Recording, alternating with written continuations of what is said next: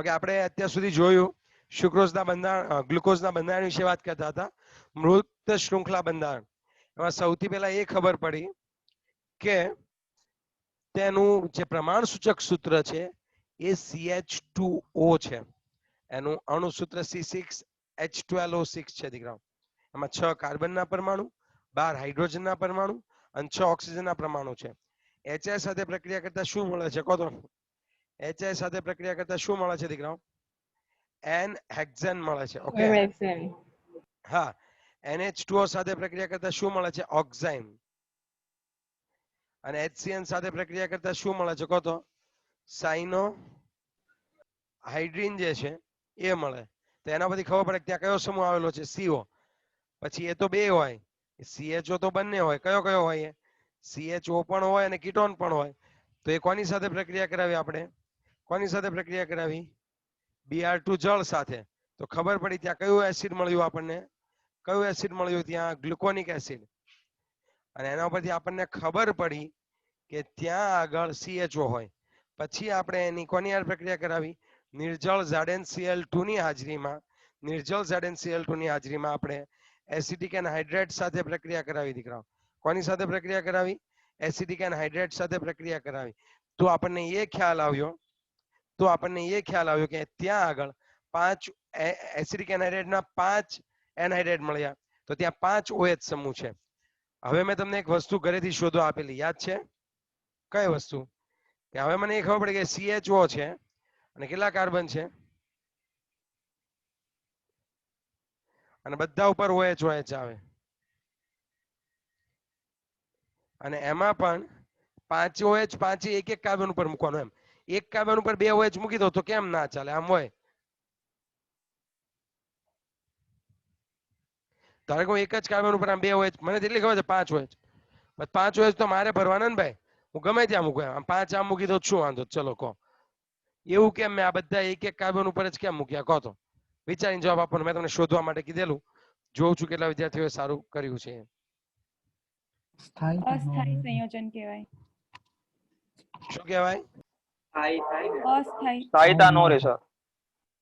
સ્થાયીતા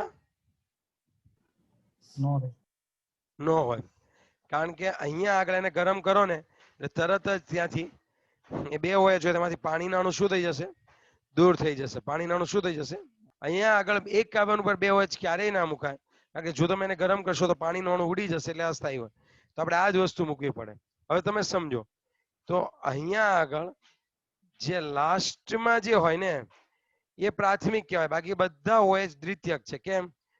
એક OH જે carbon સાથે જોડાયેલો હોય અન્ય 2 કાર્બન સાથે જોડાય તો એને દ્વિતીયક હાઇડ્રોક્સિલ સમૂહ કહેવાય. બધા OH દ્વિતીયક છે સિવાય એક છેલ્લો પ્રાથમિક OH છે. હવે ખબર કેમ પડે કે અહીંયા પ્રાથમિક OH છે? એમ ડન કેમ કરવાનું? તો સાંભળો. હવે તમે લોકો જ્યારે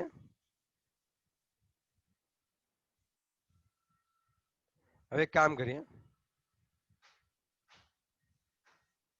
હવે આપણે શું કરીએ? આપણને જે ગ્લુકોઝનું સ્ટ્રક્ચર મળ્યું એમાં આપણને કેમ ખબર પડે કે ત્યાં એક્ઝેક્ટલી અહીંયા આગળ એક્ઝેક્ટલી આ OH પ્રાથમિક સમૂહ છે? તો આની ને તમારામાં HNO3 નાખી દેવાનું. શું નાખી દેવાનું રહેશે? HNO3. HNO3 પ્રબળ ઓક્સિડેશન કરતા છે. એ ઉપરનો આલ્ડીહાઇડ હોય એનું અને નીચેનો COH હોય બંનેનું ઓક્સિડેશન કરાવી દે. તમને શું મળે ખબર? COOH પછી CHOH કેટલી વાર મળે ખબર તમને? 4 વાર મળશે. નીચે બાજુ COOH મળે. આના પરથી તમને ક્લિયર આઈડિયા આવી જશે. આના ઉપરથી તમને ક્લિયર આઈડિયા આવી જશે. કોઈ કહેશે શું ક્લિયર આઈડિયા આવી જશે દીકરાઓ? આના પરથી શું ક્લિયર આઈડિયા આવી જશે? કોઈ કહેશે? કહો તો. આના ઉપરથી સીધો ક્લિયર આઈડિયા એ આવશે કે અહીંયા આગળ તમારા ગ્લુકોઝની અંદર એક CHO અને એક CH2OH એમ બંને સમૂહ હાજર રહેલા છે. એક CHO અને એક CH2OH બંને સમૂહ હાજર રહેલા છે. Is it clear? Yes or no? હા કે ના?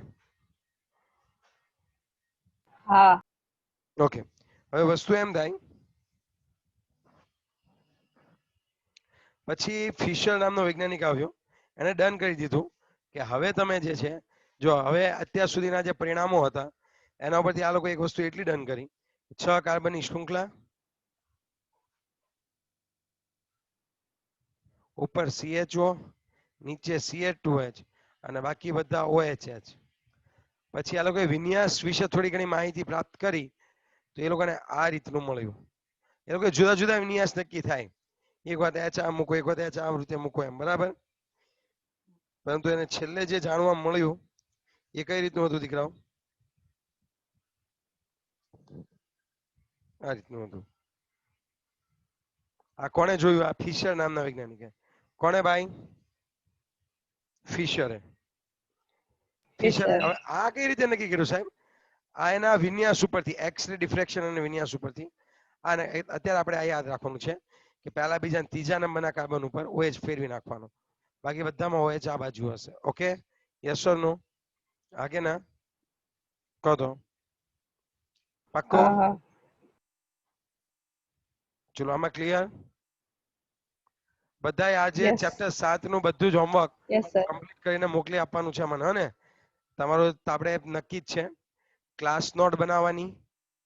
એક કઈ નોટ? ચલો, 4 માર્ક્સનો સવાલ પૂરો થયો. હવે તમારે શું કરવાનું? ક્લાસ નોટ એટલે હું કહું કે જે મેં અહીંયા લખ્યું એ પછી એક ટેક્સ્ટ બુક પ્રમાણે હોમવર્ક લખવાનું, એ અને એક એક્સરસાઇઝ અને ઇનટેક્સ ની બધાનું તમારે અલગથી એક બનાવો તો સારું. આ 3 વસ્તુ જે છે એ તમારી પાસે હોવી જોઈએ, તો જ માર્ક્સ આવશે, નહીતર નહીં આવે દીકરાઓ. ચલો નેક્સ્ટ વન. હવે શું થયું ખબર? બધા જોવા માંડ્યા કે આ OH ની ગોઠવણી ઉપર બધાએ પ્રકાશ પાડવાનું શરૂ કર્યું કે આ OH ની ગોઠવણી કઈ રીતે છે, ત્રિપરિમાણમાં કઈ રીતે ગોઠવાયેલું છે. ઓકે, ત્રિપરિમાણમાં કેવી રીતે ગોઠવાયેલું છે એ વસ્તુ પણ જોવાની હતી. એના માટે આ લોકો એક નવી પદ્ધતિ લાવ્યા. આ લોકો એક પદ્ધતિ લાવ્યા, ડી અને એલ પદ્ધતિ. કાં તો ડી સ્વરૂપ કહેવાનું ગ્લુકોઝનું, કાં તો એલ સ્વરૂપ કહેવાનું. બંનેમાં ફરક શું છે અને આ ડી અને એલ સ્વરૂપ કેવી રીતે રજૂ કરી શકાય, એના દ્વારા થોડી ઘણી માહિતી મળે. બહુ વધુ ન માહિતી મળે, પણ થોડી ઘણી માહિતી મળે કે OH કઈ બાજુ હશે, બીજું કઈ નહીં. સાંભળો, અહીંયા આગળ DL એ ડી અને એલ એ વિન્યાસ સંબંધી છે. વિન્યાસ એટલે ગોઠવણી. એ કોઈ પણ પરિભ્રમણ નથી દેખાડતા. તેને સ્મોલ ડી અને સ્મોલ એલ સાથે કંઈ લાગતું વળતું નથી. તે પરિભ્રમણ દર્શાવતા નથી. ઓલું ખબર ને, પ્રકાશનું પરિભ્રમણ તમે ભણ્યા હશો 10મા ચેપ્ટરમાં. તો એને નાને કઈ લાગતું વળગતું નહીં. તો સર આ હું છે હું તો આ ડી કોને કહું ને એલ કોને કહું? તો ડી કોને કહેવાનું ખબર? ડી ની અંદર એક વાત હશે તો સાંભળો. ડી સ્વરૂપમાં યાદ રાખવાનું કે તમારા જે સંયોજનમાં ધારો કે 1 થી વધુ કિરાલ હોય તો અંતિમ કિરાલ કાર્બન પર જો OH જમણી બાજુ હોય તો એને ડી સ્વરૂપ કહેવાય, અને એલ સ્વરૂપ એટલે સેમ વસ્તુ. અંતિમ કિરાલ કાર્બન ઉપર સંયોજનમાં અંતિમ કિરાલ કાર્બન પર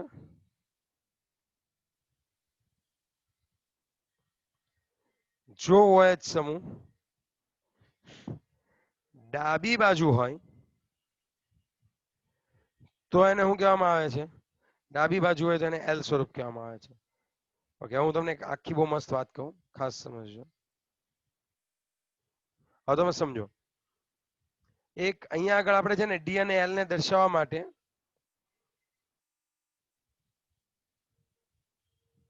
આપણે એક કામ કરવાનું છે. ગ્લિસરાલ્ડિહાઇડ ને પ્રમાણભૂત ગણેલું છે. કોને ભાઈ?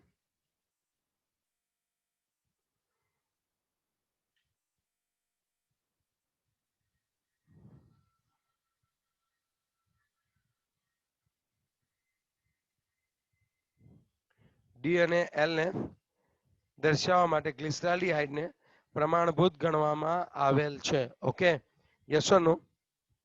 હવે તમે સમજજો. તો અહીંયા કેવું, ગ્લિસરાલ્ડિહાઇડ નું પહેલા સ્ટ્રક્ચર આવડવું પડે. CHO હંમેશા ઉપર લખવાનો, CH2H નીચે લખવાનો. આ કિરાલ કાર્બન છે. અહીંયા OH જુઓ તો કઈ બાજુ છે તમારી? જમણી બાજુ છે. જમણી. હા, તો આને કહેવામાં આવે છે ડી ગ્લિસરાલ્ડિહાઇડ. શું કહેવામાં આવે છે? ડી ગ્લિસરાલ્ડિહાઇડ. અને હું આમ લખું ડી માઇનસ ગ્લિસરાલ્ડિહાઇડ. લાવો તમારું શું મજાનું ખબર? એલ સ્વરૂપ. ડી તો છે જ એટલે OH તો જમણી બાજુ છે, પણ આ માઇનસ તો મતલબ થાય લીવો. આ ધ્રુવીભૂત અહીંયા પ્લસ કરવું તો સમજવાનું કે આ ધ્રુવીભૂત પ્રકાશનું જે કણ છે, ધ્રુવીભૂત પ્રકાશનું જે તલ હોય એને જમણી તરફ ફેરવશે. એ આવશે, તમે ચિંતા ના કરો, આગળ આવશે ત્યારે હું તમને ક્લિયર સમજાવીશ. અહીંયા તો ખાલી ડી અને એલ શું દર્શાવે ખબર છે?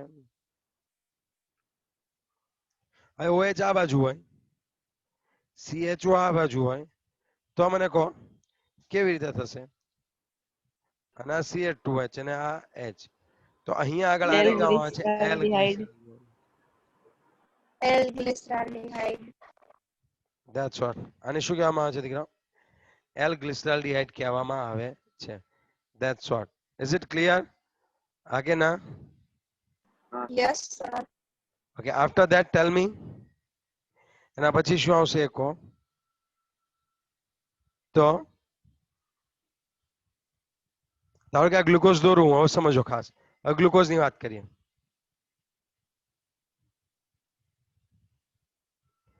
તો આ OH અહીંયા આગળ OH આ બાજુ અને અહીંયા આગળ OH આ બાજુ. બાકી બધા તમે કોણ લખી દો દીકરાઓ? H લખો. હવે તમે મને કહો, ચલો હવે તમે મને કહો કે અહીંયા આગળ આ કયા સ્વરૂપ કહેવાય? ડી સ્વરૂપ કહેવાય કે એલ સ્વરૂપ કહેવાય? તમે મને જણાવો. ચલો. ડી સ્વરૂપ. L L. કેમ ડી સ્વરૂપ? કેમ એલ સ્વરૂપ? અટવાણા બરોબર ના અટવાણા? કયું સ્વરૂપ કહેવાય? ડી અને એલ. ફરીથી વ્યાખ્યા, ચલો હું અહીંયા સમજો, ફરીથી હું વ્યાખ્યા બતાવું તમને. ડી સ્વરૂપ એટલે સંયોજનના અંતિમ કિરાલ કાર્બન પર જો OH જમણી બાજુ હોય તો એને ડી સ્વરૂપ કહેવાય. અને સંયોજનના અંતિમ કિરાલ કાર્બન પર જો OH સમૂહ ડાબી બાજુ હોય તો એને કયું કહેવાય દીકરા? કહો તો. એલ કહેવાય. એલ સ્વરૂપ. હવે તમે મને કહો આમાં કઈ રીતનું હશે? લો બસ તમારા પર. હવે અહીંયા જોઈએ, ચલો હવે આ સ્લાઇડ જુઓ. હવે આમાં ગ્લુકોઝ છેલ્લે CH2H લખેલું છે. તો હવે આમાં તમારે પહેલા કિરાલ કાર્બન લેવા પડે. તો ચલો પહેલા કિરાલ કાર્બન જો, તો આ કિરાલ કાર્બન નથી. આ કિરાલ કાર્બન 1 2 3 4, આટલા 4 કિરાલ કાર્બન છે. એમાં અંતિમ કિરાલ કાર્બન કયો થશે કહો? ચોથો. એના ઉપર OH કઈ બાજુ છે? જમણી. જમણી આને કયો બાજુ. ગ્લુકોઝ D કહેવાય? સ્વરૂપ. ડી સ્વરૂપ. D. પણ હવે ખબર પડી ને કેમ જોવાનું એ? હા કે ના? Yes. હવે હા. Yes. હવે સમજ પડી ને કેમ જોવાનું એ દીકરા? ચલો ઓકે. હવે શરૂઆત એવી થઈ ગઈ કે આ ડી ગ્લુકોઝ નું મસ્ત સ્વરૂપ દર્શાવ્યું, પરંતુ એમાં એવું હતું કે કેટલીક બાબત ગ્લુકોઝ નું મુક્ત શૃંખલા બંધારણ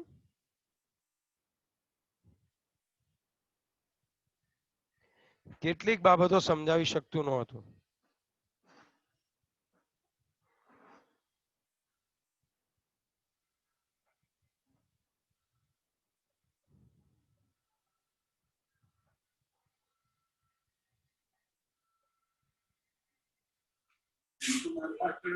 તો એ કઈ કઈ બાબત હતી, અથવા તો કઈ કઈ બાબતો ગ્લુકોઝનું મુક્ત શૃંખલા બંધારણ સમજાવી શકતું નથી? એ ગ્લુકોઝનું બંધારણ ચક્રીય હોય એવા પુરાવા આપે છે. આપણે આટલું તો કર્યું, અહીંયા સુધી છેક પહોંચી તો ગયા, પણ પછી બી થોડી ઘણી તકલીફ પડી. હવે સમજો શું છે આ. થોડુંક અત્યારે યાદ રાખવા જેવું રહેશે, જ્યારે ઓર્ગેનિક ચાલશે એટલે થોડુંક યાદ રહેશે. બહુ ઈઝી છે કે CHO સમૂહ ધરાવતો હોય, CHO સમૂહ હોય તો એ NH SO3 સાથે યોગશીલ નિપજ આપશે.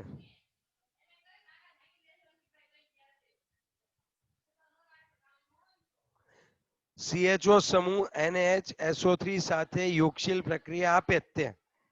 ઓકે, આપણી પાસે ગ્લુકોઝ છે. ગ્લુકોઝમાં CHO સમૂહ હોય કે ન હોય? પરંતુ ગ્લુકોઝ આ પ્રક્રિયા આપતો નથી. સમજ્યા? એનો મતલબ કંઈક લોચો છે. જો બધા CHO NaHSO3 સાથે પ્રક્રિયા આપતા હોય, બધા આલ્ડીહાઇડ NaHSO3 સાથે પ્રક્રિયા આપતા હોય તો આપણો ગ્લુકોઝ કેમ નહીં હાલતો લ્યા? જોઈએ. પછી નેક્સ્ટ પોઈન્ટ એવો છે, ખાસ સમજજો, કે CHO હોય, CHO ગ્રુપ ધરાવતું હોય અને જો તમે સ્કીફનો પ્રક્રિયક રાખો તો એ જાંબલી રંગ આપે. પરંતુ કેવું થશે, CHO સમૂહ હોય અને એમાં સ્કીફનો પ્રક્રિયક ઉમેરો. કોનો પ્રક્રિયક ઉમેરશો તમે? સ્કીફનો પ્રક્રિયક ઉમેરો તો એ જાંબલી રંગ આપે, પરંતુ ગ્લુકોઝ તો એવું કઈ જાંબલી રંગ આપતો ન હતો. બીજું કે જે આલ્ડીહાઇડ હોય, કોઈ પણ આલ્ડીહાઇડ મ્યુટા રોટેશન દર્શાવતું નથી. એ હું મ્યુટા રોટેશન એવું સમજાવું તમને. આના પછીનો જ પોઈન્ટ છે, ગ્લુકોઝનું ચક્રીય બંધારણ વર્ણો, એટલે આપણે પહેલા મ્યુટા રોટેશન જોઈશું. ઓકે, હા કે ના? CHO મ્યુટા રોટેશન દર્શાવે નહીં, પરંતુ ગ્લુકોઝ તો મ્યુટા રોટેશન દર્શાવતું હતું. તો આવું કેમ? પછી સમજજો કે ભાઈ કે આપણે જેલું પેન્ટા એસિટેટ સંયોજન જોયું એ હાઇડ્રોક્સિલ અમાઇન સાથે પ્રક્રિયા કરતું નથી. હવે આ એક ટોપિક છે ને, અત્યારે યાદ રાખો, હું તમને કરાવી દઈશ. તમારો ઓર્ગેનિક પદાર્થ પછીનો પોઈન્ટ છે, એટલે થોડુંક તમારે સમજવું પડશે કે આપણે જે ગ્લુકોઝનું પેન્ટા એસિટેટ વાળું વ્યુત્પન્ન જોયું હતું, ગ્લુકોઝ પેન્ટા એસિટેટ સંયોજન NH2OH હાઇડ્રોક્સિલ અમાઇન સાથે પ્રક્રિયા કરતું નથી, જે દર્શાવે છે કે જે CHO સમૂહ મુક્ત નથી તેવું દર્શાવે છે. મતલબ કે ગ્લુકોઝનું જે પેન્ટા એસિટેટ વ્યુત્પન્ન હતું NH2OH સાથે પ્રક્રિયા કરે, પણ અહીંયા નથી કરતું, તો એનો મતલબ CHO સમૂહ હાજર નથી. નહીતર CHO હોય ને NH2OH સાથે પ્રક્રિયા કરે જ તે મુક્ત હોય ને તો, પણ NH2OH સાથે પ્રક્રિયા ના કરે એનો મતલબ શું? કયું? પેન્ટા એસિટેટ વાળું. બીજા બધા તો એસિટાઇલેશન થશે, પણ આ પેન્ટા એસિટેટ વાળું વ્યુત્પન્ન કેમ NH2OH સાથે પ્રક્રિયા નથી કરતું? તો એવું દેખાડે છે કે ત્યાં CHO મુક્ત હોતું નથી. તો આ 4 પોઈન્ટ યાદ રાખો.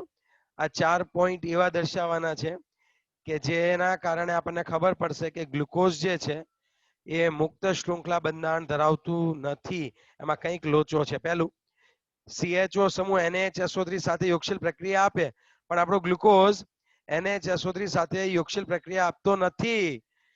CHO સમૂહ સ્કીફના પ્રક્રિયક સાથે જાંબલી રંગ આપે, પરંતુ આપણો ગ્લુકોઝ સ્કીફના પ્રક્રિયક સાથે જાંબલી રંગ આપતો નથી. CHO સમૂહ ક્યારે મ્યુટા રોટેશન ના દર્શાવે, ગ્લુકોઝ મ્યુટા રોટેશન દર્શાવે. એ શું? હું તમને દેખાડું. ઓકે, પછીની વાત કરીએ તો ગ્લુકોઝના પેન્ટા એસિટેટ વ્યુત્પન્ન NH2OH સાથે પ્રક્રિયા કરતા નથી, જે CHO સમૂહની મુક્ત નથી એવું દર્શાવે છે. દીકરાઓ, is it clear? Yes or no? આયા ના? Yes, sir. Okay Yes, sir. Okay, good. ચલો નેક્સ્ટ પોઈન્ટ ની વાત કરીએ. તો હવે એનું બંધારણ છે કેવું, તો એની પહેલા આ સમજવું પડશે, મ્યુટા રોટેશન વાળું. ચલો હું તમને સમજાવી દઉં કે આ બધી વસ્તુ એવું દેખાડે છે કે ત્યાં આગળ કોઈ ચક્રીય બંધારણ હોવું જોઈએ.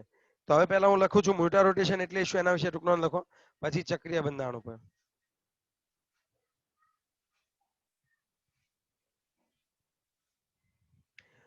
ગ્લુકોઝના છે ને બે પ્રકાર હતા. અત્યાર સુધી આપણે એક જ પ્રકાર સમજતા હતા. ગ્લુકોઝના બે પ્રકાર હતા. એક હતું આલ્ફા ગ્લુકોઝ અને એક હતું બીટા ગ્લુકોઝ. કયું કયું ગ્લુકોઝ હતું દીકરા? ધ્રુવે મમ્મી મને કાગળિયું જોવે છે. મારે લેપટોપ ચાલુ છે.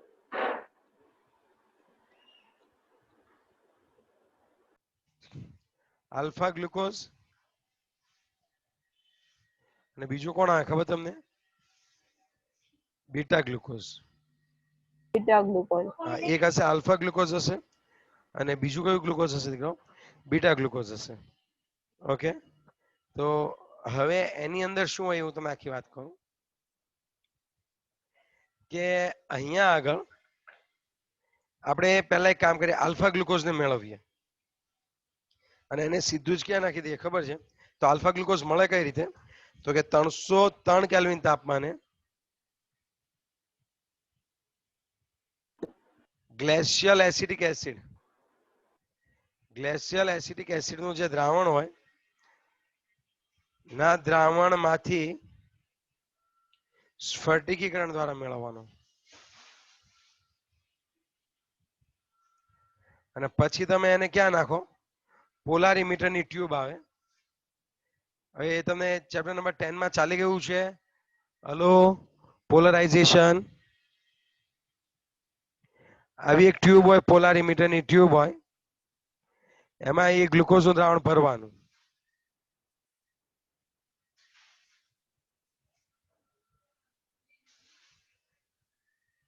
તમે એમાં કેવું થાય, હવે પહેલા એ કેમ સમજાવું? તો એની માટે પહેલા તો આખું મારે એ સમજાવવું પડશે કે ધ્રુવીભૂત પ્રકાશનું તલ હોય તો એ કેવી રીતે આગળ વધે. આમાં શું થતું હોય તો અહીંયાથી આપણે જે પ્રકાશનું કિરણ જે પસાર કરતા હોઈએ એ શું થાય? અહીંયા ધીમે ધીમે કોણાવર્તન પામે. યાદ છે આવું? તમે ભણેલા છો કે નહીં? કહો તો ખરા.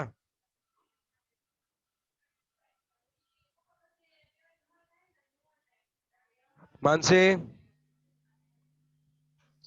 સર ફિઝિક્સમાં આવતું કઈ આવું ફિઝિક્સમાં આવતું હતું ને કે આ ધ્રુવીભૂત પ્રકાશનું તલ હોય, એ ધ્રુવીભૂત પ્રકાશના તલને આમાંથી પસાર કરીએ એટલે શું થાય કે અહીંયા કિરાલ કાર્બન હોય, કિરાલ કાર્બન ધરાવતું જો સંયોજન હોય તો એનું કોણાવર્તન કરે. તો આલ્ફા ગ્લુકોઝ દ્વારા એ કોણાવર્તન કેટલું મળતું હતું ખબર તમને? +112 હતું. કેટલું હતું? +112. પછી સમય જતા એને રહેવા દઈએ ને, તો સમય જતા એને રહેવા દઈએ તો એ ઘટવા લાગતું હતું. પડ્યું ઘટવા લાગે એમ. સ્ટાર્ટિંગમાં બહુ સારું થતું હોય, પડ્યું ઘટવા લાગે અને ઘટીને કેટલું થઈ જાય ખબર તમને? +52.2 થઈ જાય. આટલા ડિગ્રી એનું કોણાવર્તન રહે. પહેલા કોણાવર્તન કેટલું હતું? 112. ધીમે ધીમે એમાં કંઈક ચેન્જ આવવા માંડે અને 52.2 થઈ જાય. બીટા ગ્લુકોઝ નું કેવું હતું ખબર? બીટા ગ્લુકોઝ તો તમે છે ને પિરિડીન માંથી 371 કેલ્વિન તાપમાને પિરિડીન માંથી મેળવો. પિરિડીનને દ્રાવક તરીકે વાપરો અને તમે એને સ્ફટિકીકરણ તરીકે મેળવો. તો હવે શું થશે સમજજો. એનું વિશિષ્ટ પરિભ્રમણ. હવે એને આપણે પોલારીમીટરમાં ભરીએ. જ્યારે એને પોલારીમીટરમાં ભરીએ ને તો ત્યાં આગળ કોણાવર્તન કેટલાનું બતાવે ખબર તમને? એ +19 બતાવે અને સમય જતા એ પણ શું દેખાડે? 52.2 જ દેખાડે. એનો મતલબ શું ખબર? કે અહીંયા માત્ર આલ્ફા હતું,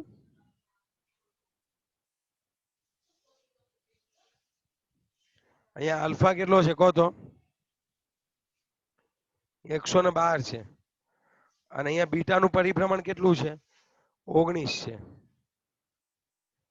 પણ સમય જતા શું થશે? આલ્ફા અને બીટા વચ્ચે શું થશે કહો તો? સમય જતા આલ્ફા અને બીટા વચ્ચે શું આવશે અહીંયા આગળ કહો તો? સંતુલન સ્થપાશે. સંતુલન સ્થપાય. હા, સમય જતા આલ્ફા અને બીટા વચ્ચે શું સ્થપાશે? સંતુલન સ્થપાશે. સમજી ગયા આખી વસ્તુ? હા કે ના?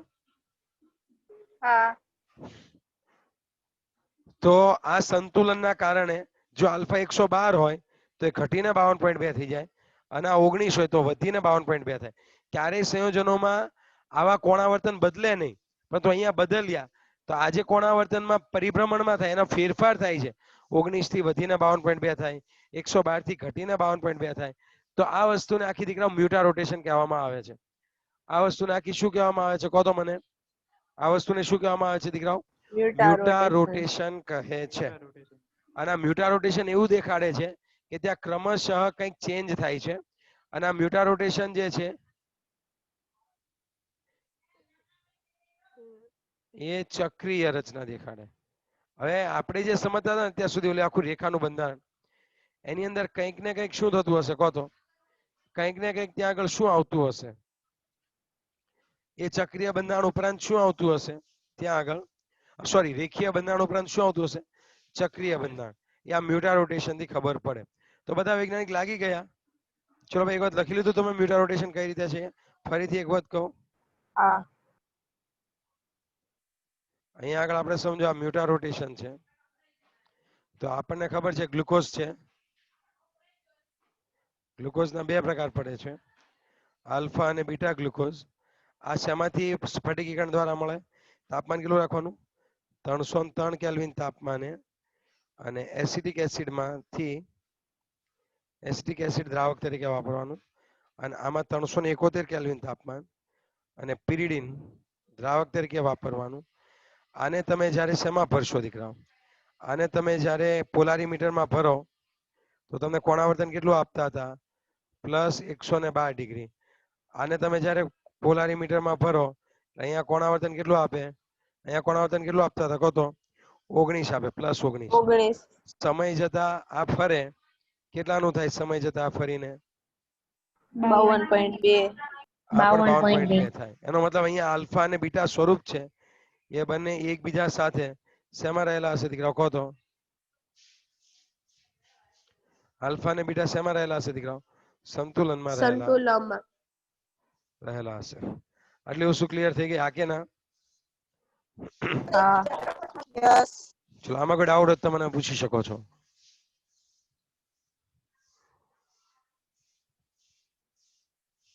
આમાં કઈ ડાઉટ હોય તો તમે મને પૂછી શકો છો. Yes or no?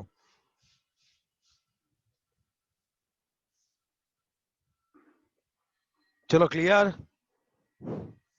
Yes sir. આને મ્યુટા રોટેશન કહેવાશે.